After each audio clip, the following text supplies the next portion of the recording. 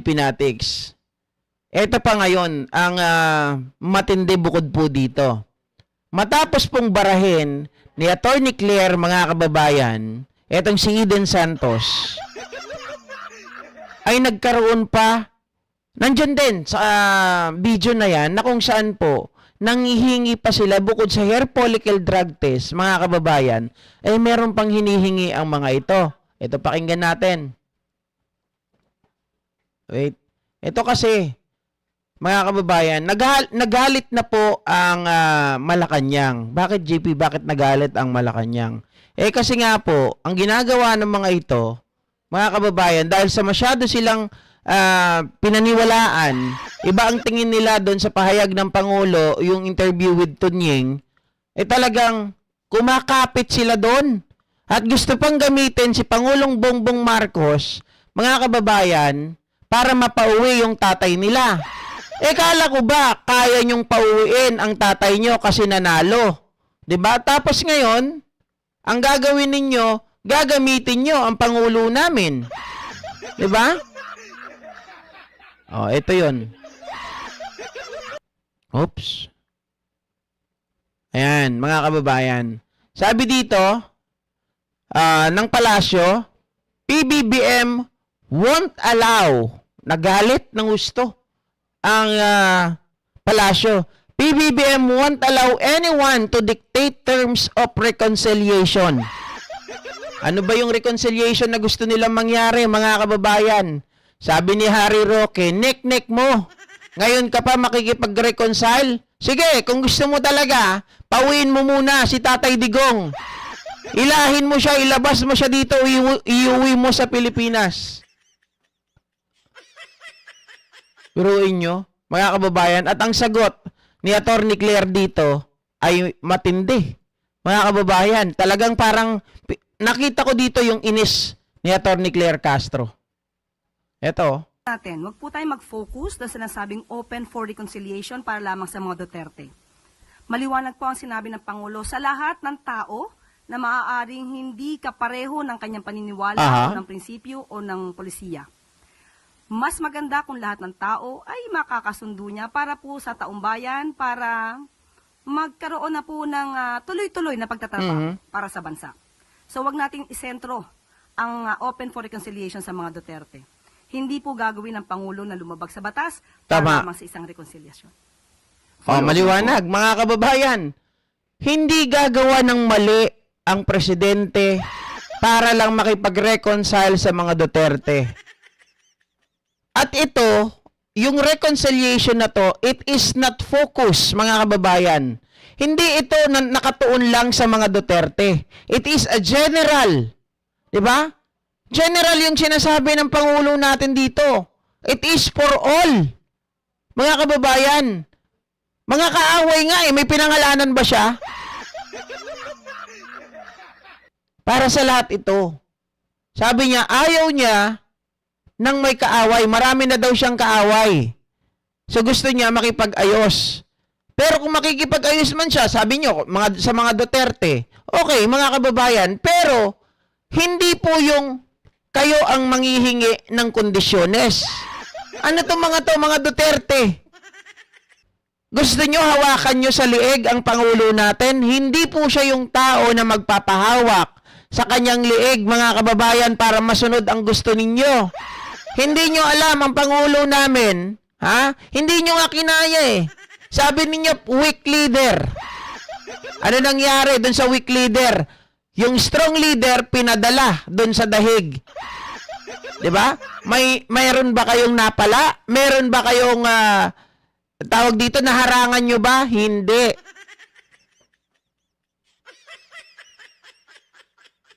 At sino naman, mga kababayan, highest people, pinakamataas, highest leader on the land? Yun sinasabihan ninyo. Kayo, may power ba kayo? Kili-kili power lang ang meron, bunganga lang ang meron kayo. Siya, nasa kanya pa rin ang power, nasa kanya pa rin ang posisyon. And to those people who say na ang Pangulo natin is a lame duck, nagkakamali po kayo. Kung lame duck ang Pangulo natin, kung walang silbi, Why are you still wanna utilize him? Diba? Bakit gusto nyo siyang gamitin? Para makalaya si Digong. Akala ko ba nung nanalo, sabi ni Hanilet, oo, makakalaya na po. Makakauwi na si Tatay Digong. Huwag kayong mag-alala. Uuwi na po yan. Sabi ni Kaufman, oo, uwi na yan. Sabi nila Harry Roque, oo, uwi na si Tatay Digong. Ah. Bakit ngayon kailangan nyo ang presidente? Pero, ang tanong doon, sino ba kayo? Para utusan nyo ang presidente, pag makikipag-reconcile, mga kababayan, ay kailangan may kondisyones kayo. Kailangan daw magpa-hair follicle muna. Kailangan daw si Tatay Digong ay pauwiin, nakawin ni Presidente Bongbong Marcos doon sa dahig. Do you think our president is idiot? Kayo lang po ang idioterte. Hindi tanga. Ang presidente natin na para lang ma-please kayo ay gagawa siya ng mali. 'Di ba? Mga kababayan, no one can dictate our president, mga kababayan. Bakit? GP. Just me, yung Marimar. Tuloy natin to. Yusek, siguro po, no, parang it's an open for all. Pero yung sabi naman po ng mga kaalyado ni dating Pangulong Duterte, like Harry Roque and Panelo, saying that reconciliation is only possible if the President takes steps to bring former President Rodrigo Duterte back to the country. Ito po ba ay, anong response po ng Malacanang dito sa comment nila? Tandaan po natin, hindi po magpapahawak sa leeg at hindi po magpapadikta ang Pangulo sa mali. Hindi po tatalikuran at babaliktarin ng Pangulo ang batas para lamang pagsilibihan ang personal na interes ng iilan. So, tandaan po natin, lagi pong sa batas ang Pangulo. Kaibigan o batas? Batas pa rin po ang pipiliin ng Pangulo. Naku po, mga kababayan. Sa pool kayo doon. Di ba? Tama yun. Oh, kasi matinong tao yung presidente namin. Hindi uso sa kanya, mga kababayan, para sa isang kaibigan o para sa isang kakilala o para sa interes o sariling interes ng tao ay babaliktarin niya yung batas. Unang-una, yung sinasabi nyo, yan ay pagbibigti. Bakit GP pagbibigti? Paano kung halimbawa, pumayag ang presidente, mga kababayan. Pumayag siya doon sa kasunduan. Pumayag siya doon sa inyong mga kondisyones. What do you think ang mangyayari sa presidente in the future?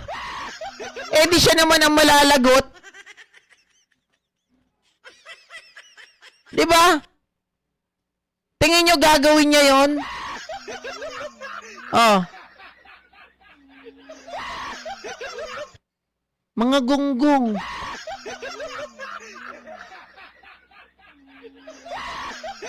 Kahit anong gawin nyo, yung tatay nyo, hindi na makakauwi, huwag nyo nang pilitin. Yung tatay nyo, uuwi yun nakagarapon o kaya nakabox. Di ba? Biruin nyo mga kababayan, lang naman ang gusto nilang mangyari eh. The reason why lagi nilang, di ba sila, sila Badoy. Lagi nilang sinasabi sila kay Eric Celis na hindi natatagal. Pabababain nila. Oh, bakit nila tinatakot? Kasi nga gusto nila, si Pangulong Bongbong Marcos, hawakan nila sa leeg. Hindi po nila nahawakan sa leeg, mga kababayan. Ang hinawakan sa batok, si Digong binitbit dun sa dahig. Dito ka. Sabi mo kasi weak leader ako eh. 'Di ba? Sabi mo kasi ako ay may bagahe. Sabi mo kasi ako ay adik. Di dyan ka ngayon.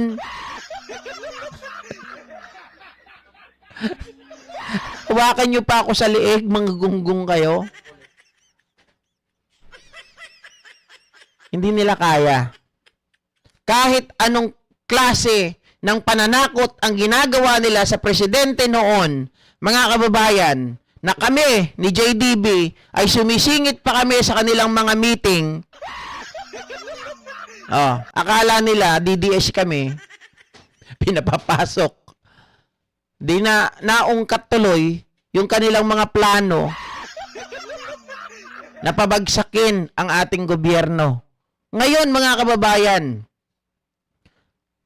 hindi pa nila masyadong pinupusyan na ipababain si Presidente. Bakit kamo? Hindi pa siya nakakatungtong sa 4 na taon. Okay? Mag-4 na taon pa lang siya pagkatapos po ng SONA. Tama? Kasi nga, meron sa ating batas na kapag naka-4 na taon ka na, kahit nga yung papalit lang sa'yo, halimbawa may nangyari sa presidente at may papalit lang, nag-4 na taon yon, hindi na rin yun makakatakbong presidente sa susunod. Ang gusto nilang mangyari, mapatanggal nila si Pangulong Bongbong Marcos. 'Di ba? Mapatanggal nila pagkatapos po ng kanyang ika-4 na taon para hindi na siya pwede. Hindi na siya eligible to run as a president.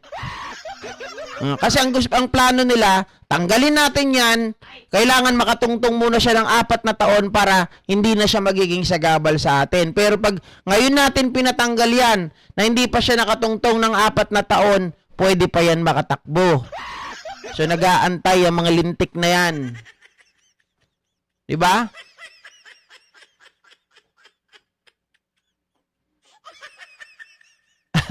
Gusto nyo si Eden kasi siya ang spice dyan, templado. And ang question, nag-second the motion si Sino yun? Si Evan? Di rin nakalusot? Si Ivan Mayrina ba yan? Hindi ko narinig. Melchor Pilonio, correct ka po dyan, Ma'am Christina. Ano sabi ni Ma'am Christina dito, mga kababayan? Ayan, Salvi Pagal. Nako, talagang ang mangmang ng mga didishat ang hirap makaintindi. Pag mag-explain ka naman, may isisingit na naman sila. So useless at hopeless case talaga sila. Tama po yun. Akala kasi nila, bobo yung Pangulo natin. Hindi nila alam, mga kababayan, lahat ng... Kasi alam nyo, ang pinaka talagang matindi na nasa paligid ni Pangulong Bongbong Marcos, hula, sino, mga kababayan? Sino yung mga nakakita lahat ng galaw nila? Hulaan nyo nga kung sino. Sino yung advisor talaga ng ating Pangulo kung bakit niya nakikita yung mga yan? Sige, hula-hula. Bago tayo pumunta sa isang topic, hulaan nyo nga kung sino talaga, mga kababayan, yung tao na talagang hindi pwedeng maalis sa gilid ni Pangulong Bongbong Marcos or sa tabi niya.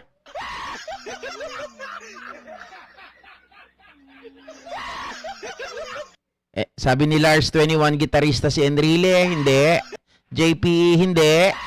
Bersamin, hindi. Okay, kasama lang yung mga yan, pero hindi talaga yan.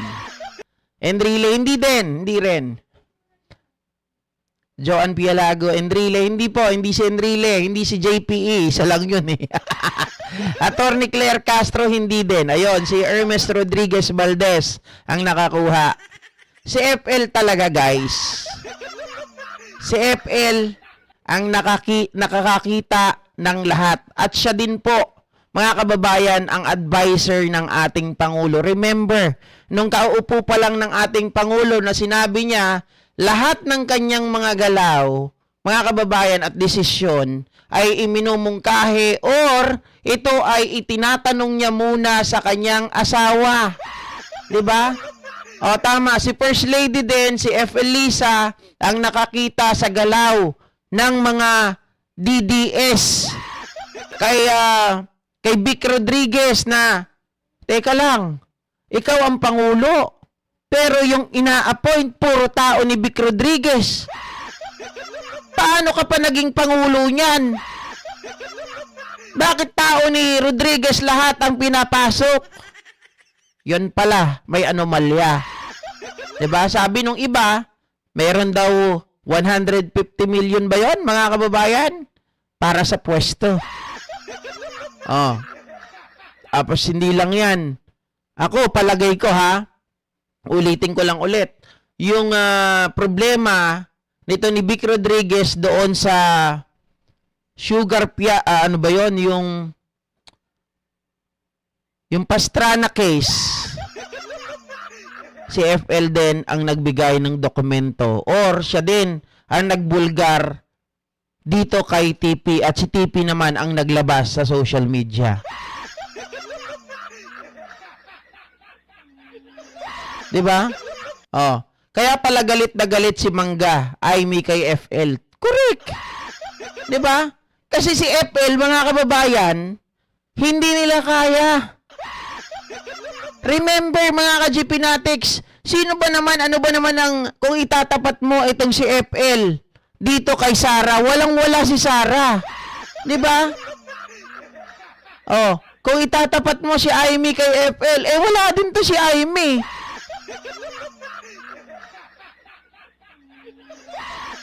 Ah. Si Larry Gadon, hindi. Si FL nga, sinabi ko na kanina eh. Magaling na lawyer yan, mga kababayan, hindi basta-basta. So, siya yung advisor ni Pangulong Bongbong Marcos, lalong-lalo na yung mga, tawag dito, yung mga pinakadelikado or sabihin natin ano bang terminology na yon? Basta yung mga may hirap na desisyon.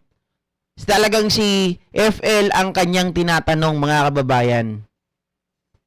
Sabi ni Marilyn de la Cruz, of course, behind the good man is a woman. Always the wife behind it. Kaya ganun na lang ang galit ni Aimee sa First Lady.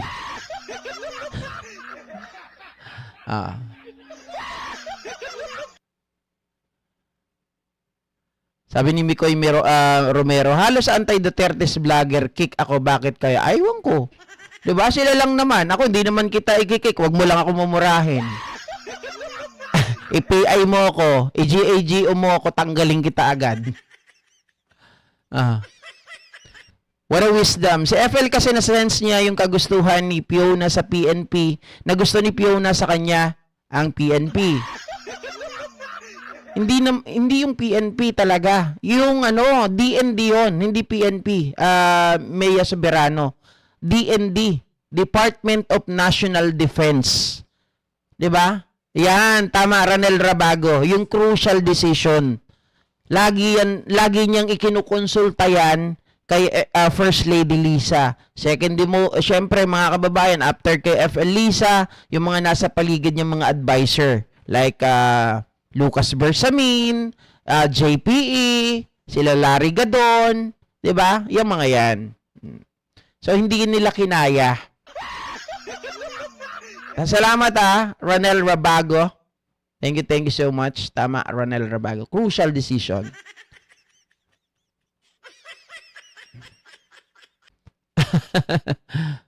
Okay. Ito naman ang pag-usapan natin, mga kababayan, mga ka-GP Natics.